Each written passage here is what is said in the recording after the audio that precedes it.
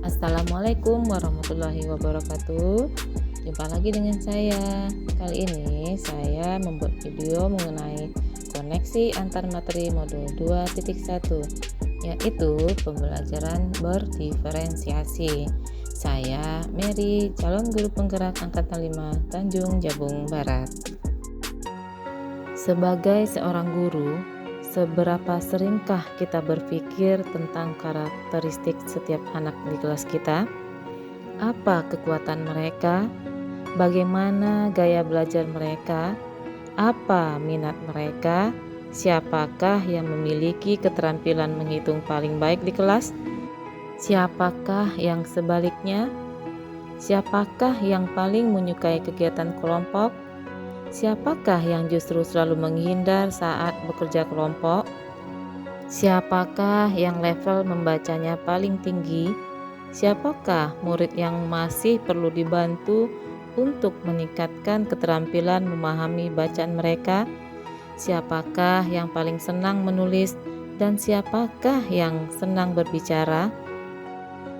Pembelajaran berdiferensiasi merupakan serangkaian keputusan yang masuk akal atau common sense yang dibuat oleh guru yang berorientasi kepada kebutuhan murid. Keputusan yang masuk akal yang dimaksud mengacu kepada 5 poin. Pertama, tujuan pembelajaran didefinisikan secara jelas. Kedua, guru menanggapi atau merespon kebutuhan muridnya. Ketiga, terciptanya lingkungan yang mengundang murid untuk belajar dan bekerja keras. 4. Manajemen kelas yang efektif. Dan kelima, penilaian berkelanjutan. Menurut Tomlinson, ada 3 aspek penting yang harus diketahui guru dalam memenuhi kebutuhan belajar muridnya. Yang pertama, kesiapan belajar. Yang kedua, minat murid. Dan yang ketiga, profil belajar murid. Pertama, kesiapan belajar merupakan kapasitas untuk mempelajari materi, konsep, atau keterampilan baru. Sebuah tugas yang mempertimbangkan tingkat kesiapan murid akan membawa murid keluar dari zona nyaman mereka dan memberikan mereka tantangan. Namun, dengan lingkungan belajar yang tepat dan dukungan yang memadai, mereka tetap dapat menguasai materi atau keterampilan baru tersebut. Tingkat kesiapan murid dapat diwakili oleh tombol-tombol equalizer berikut ini.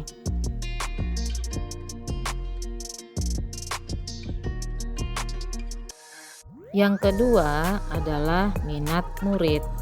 Minat merupakan suatu keadaan mental yang menghasilkan respon terarah kepada suatu situasi atau objek tertentu yang menyenangkan dan memberikan kepuasan diri.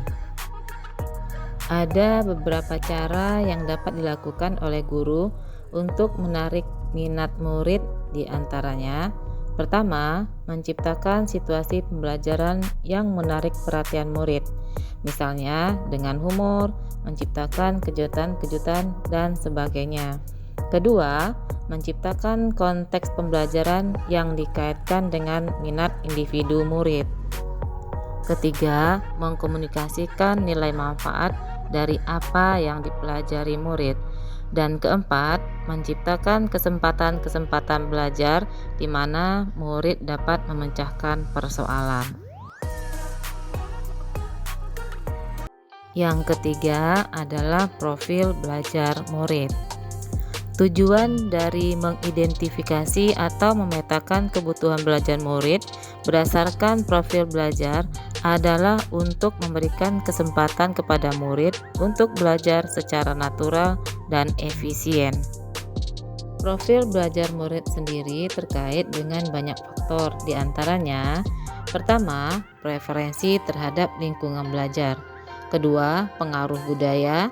Ketiga, preferensi gaya belajar yang terdiri atas 3 macam, yaitu visual, belajar dengan melihat; auditory, belajar dengan mendengar; kinestetik, belajar sambil melakukan. Dan keempat, preferensi berdasarkan kecerdasan majemuk.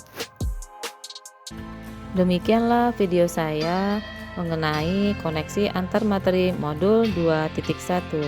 Jangan lupa like dan subscribe-nya. Terima kasih. Wassalamualaikum warahmatullahi wabarakatuh.